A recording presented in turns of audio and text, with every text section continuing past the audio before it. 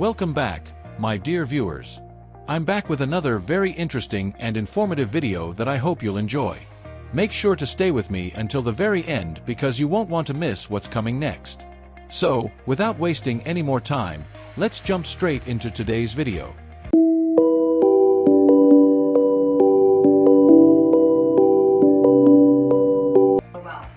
I love your Canadian accent, it's awesome. It was Caitlin Clark Mania in Toronto, and yes, that's how you pronounce it.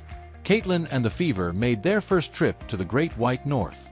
Fans lined up for kilometers outside Scotiabank Arena, home of the Raptors. I believe it's the 21st time a team has upgraded their arena for Caitlin. And before what would be a record-setting night, the Fever players were having fun with their northern exposure. First you had Caitlin and Sophie and Lexi tried out Canadian snacks. Personally, I would have gone for a crispy crunch and a Mott's clamato. And while Sophie embraced Canadian cuisine, the Canadians didn't embrace her. They gave her the business. And the way she handled it? Chef's kiss. Just wait. But before the on-court hostility, there was a warm moment with the press. Caitlin was asked about her legacy and impact, and everyone in the Caitlin Clark resistance should take notes. When you think about your own legacy, and when people use the words like Caitlin Clark effect, what do you want that to mean when people think back on your legacy as a player? Yeah, I mean, I hope at the end of the day, a lot of my favorite players growing up, I don't know how many points they ever ended up scoring, or I don't know how many three-pointers they made. Hopefully it's just the impact that you can leave on people and the way you made them feel, and I think that's kind of been the story of my career, and I hope, when I'm done playing one day, that's what people remember the most about me, is the way I've been able to unite people to cheer on basketball and love a game, or bring people together to, love a sport in a way that they maybe never have before. There's so many people that have come up to me and been like, I've never watched women's basketball before, and I don't take offense to that. I think that's a really cool thing to, bring people in that have maybe never experienced something that I've loved all my life. And so I hope, when I'm done, that's probably the biggest thing that I'll probably look back on my career and be proud of, is just the amount of people that I've been able to bring in and enjoy the game that I've always loved since I was a young kid. Embracing new fans, not getting upset that they haven't been watching since day one. Who knew it was that simple to grow the game? And Caitlin knows a thing or two about that. The Fever's game against the Dream drew a record 2.6 million viewers, ESPN, and I believe it peaked at 4 million. And yes, that means a record audience watched Angel miss that tap-in. Ouch. And with a large viewership expected for this game, everyone was expecting to tune in for a bloodbath. The Fever were on a 4-game streak, gunning for the 3rd seed.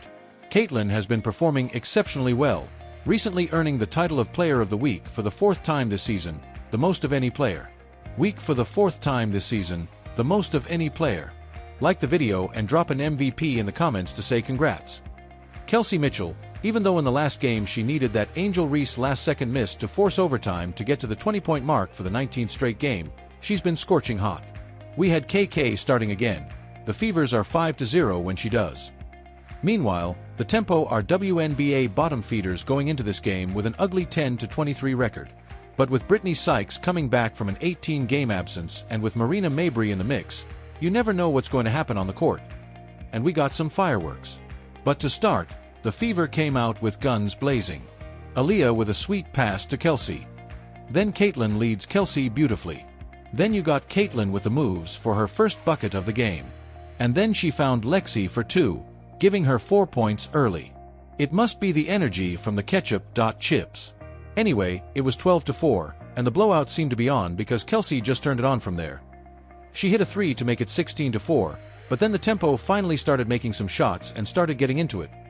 And those cheers turned to boos as soon as Sophie Cunningham stepped onto the court.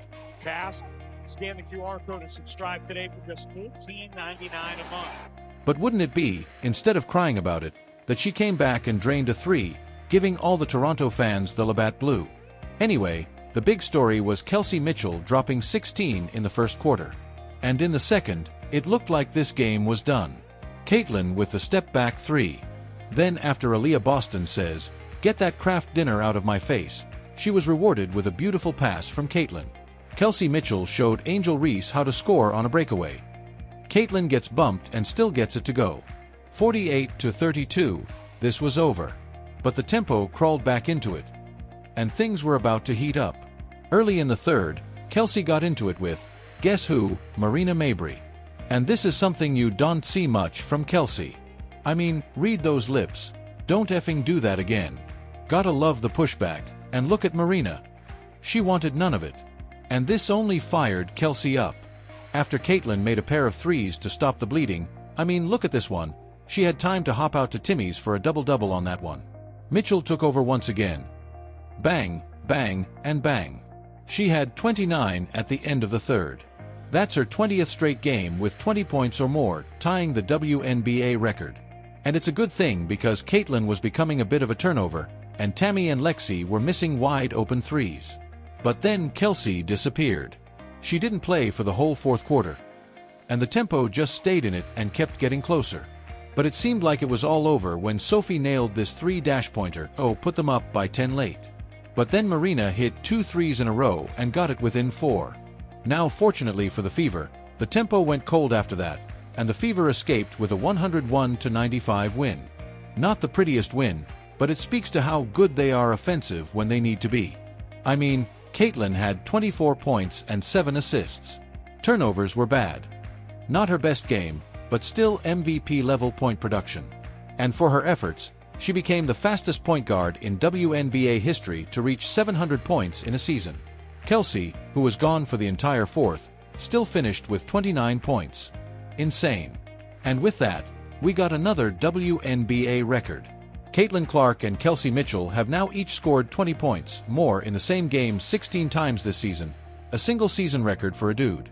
And I want to finish with Sophie because she got a lot of hate from the Toronto crowd, but with her sharp shooting tonight, she leads the league in three-point shooting percentage. And if you want to hear a PR masterclass, just listen to how she addressed the tough crowd. Sophie, you got booed a little bit tonight. Really? Yeah. I was kidding. Especially I for know. that. But you know what? I will tell you, I want to shout out the Tempo crowd in the city. I think we've had so much fun. It's my first time being in Canada. It's a lot of our first times being in Canada.